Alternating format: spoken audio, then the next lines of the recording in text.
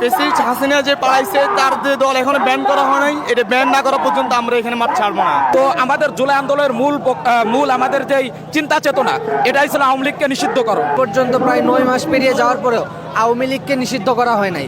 আমি এখানে 2 দিন ধরে অবস্থান করতেছি। আমাদের একটাই দাবি, প্রেসিডেন্ট হাসিনা যে পালাইছে তার যে দল এখনো ব্যান করা হয় নাই, এটা ব্যান না করা পর্যন্ত আমরা এখানে মাঠ ছাড়বো না।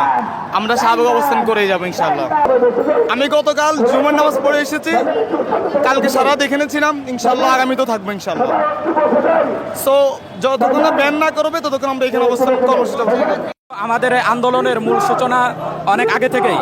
আমরা আওয়ামী লীগের স্বৈরা শাসনের 17টি বছর পার করেছি জুলাই অভ্যুত্থানের মাধ্যমে। জুলাই অভ্যুত্থানে আমাদের সবথেকে বড় আকাঙ্ক্ষা ছিল যে সন্ত্রাসীকে আমরা রক্ত দিয়ে এই দেশ থেকে তাড়িয়েছি, তাদের দাদা বাবুদের দেশ ভারতে যে আশ্রয় নিয়েছে, সেই সন্ত্রাসীকে আমরা পুনরায় এ দেশে আবার